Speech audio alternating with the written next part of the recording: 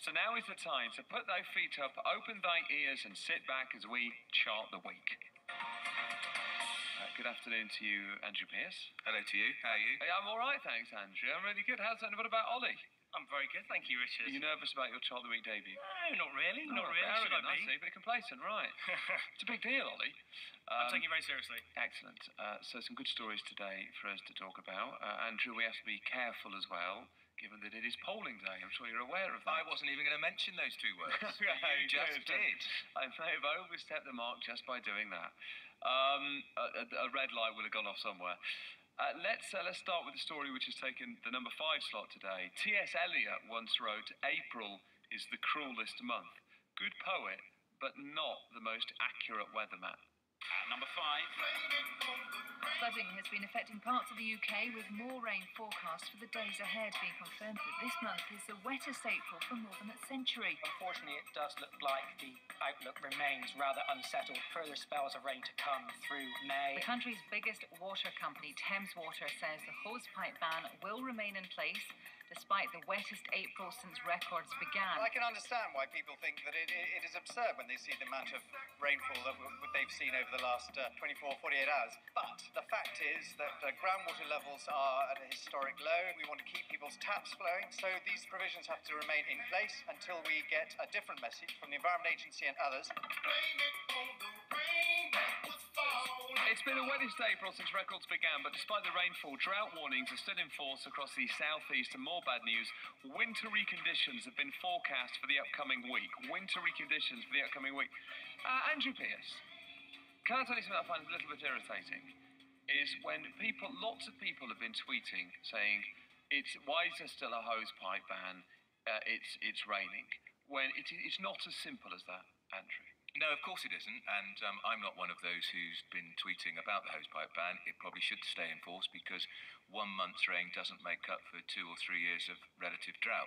The problem I have, though, Richard, is the water companies. We've discovered this week that some of them have sold off reservoirs. They've sold them off for housing development to make even more money, and the money they make from those sell-offs, are they ploughing it back into the maintenance of their stock to ensure we don't have so many leaks?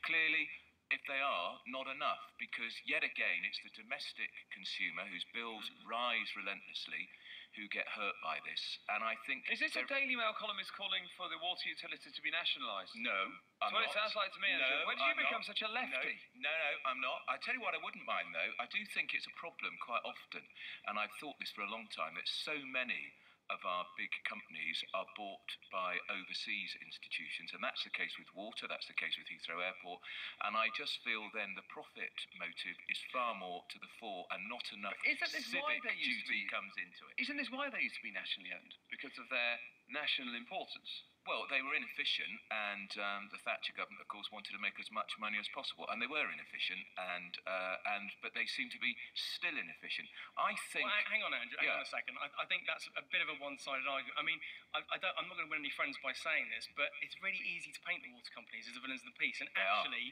hang on. When you look at the statistics, the stats actually show that in the last sort of 10, 15 years, they've dramatically reduced the leaks. I'm not saying these are perfect, but I think it's very easy for us armchair pundits and for lazy editors to make this fairly fraudulent link between, on the one hand, heavy rain one month and the hosepipe bans staying. Do you agree with that? Should they be allowed to sell off reservoirs? I don't know the details, but what I do know is that we have a massive housing crisis. But the point here is that the water companies are doing their damnedest to try and reduce the leaks, and it is really complex. I mean, neither of us are meteorologists. We don't really get this, but the point is that 1 month of heavy rain, it does not make fill up a reservoir. It's to do with the soil. It's also to do with the soil, isn't it? I think a lot of the water is sort of sliding off into rivers rather than going down into water tables. It's sliding off into rivers, and it's staying on the top surface. Yeah, hang on. We had this week one of the most bizarre excuses. It's the wrong sort of rain. That's what I actually it's the wrong sort of soil. It's the wrong sort of soil. The Environment Agency said if you have the continually heavy rain, it just gets swept away. Come on. Andrew Pierce, can I ask you a question? I'm very confused now, Andrew. You're bemoaning the privately owned water utilities for selling off water reservoirs to make money for the companies.